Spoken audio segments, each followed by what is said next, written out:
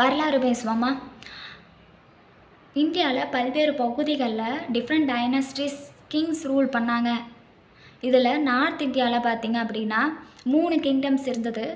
குப்தா எம்பர், மௌரிய எம்பர், முகல் எம்பர் அப்படிங்கிற 3 கிங்டம்ஸ் இருந்தது. இதில் முகல் எம்பரில் 6 அரசர்கள் இருந்தாங்க.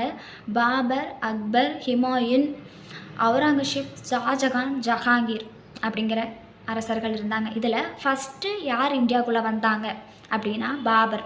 இந்த பாபர் யார் அப்படின்னு சொல்லி கேட்டால், உஸ்பெகிஸ்தான், சென்ட்ரல் ஆசியாவில் இருக்கிற உஸ்பெகிஸ்தான் அப்படிங்கிற ஒரு கண்ட்ரியில் சமர்கண்ட் அப்படிங்கிற ஒரு பிளேஸோட ரூலர் தான் உமர் ஷேக் மிர்ஷா. இந்த உமர் ஷேக் மிர்ஷாவோட மகன்தான் பாபர். பாபருக்கு இந்தியாவுக்குள்ளே தனக்குன்னு ஒரு பேரரசை நிறுவனம் அப்படிங்கிற ஒரு ஆசை இருக்குது. அப்போது யார் இந்தியாவுக்குள்ளே ரூல் பண்ணிகிட்டு இருந்தாங்க அப்படின்னா, டெல்லி சுல்தான்ஸோட லாஸ்ட் கிங் இப்ராஹிம் லோடி.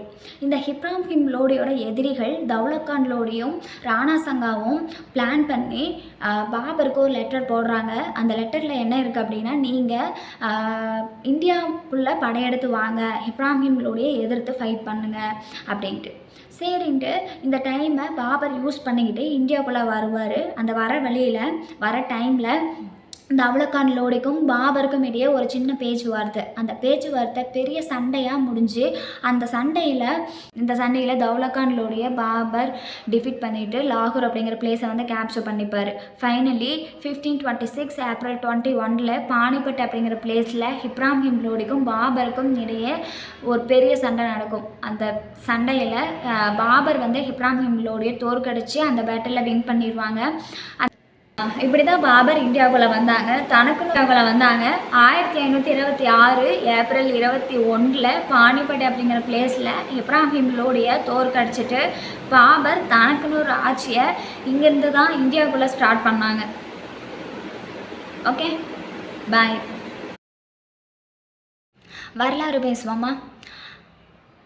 இந்தியாவில் பல்வேறு பகுதிகளில் டிஃப்ரெண்ட் டைனஸ்டிஸ் கிங்ஸ் ரூல் பண்ணாங்க.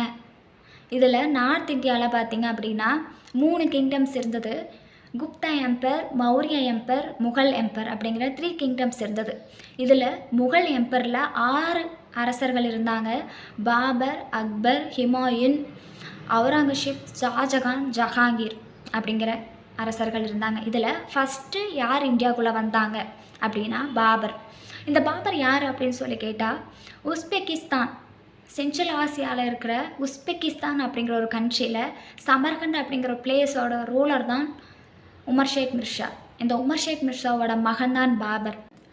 பாபருக்கு இந்தியாவுக்குள்ளே தனக்குன்னு ஒரு பேரரசை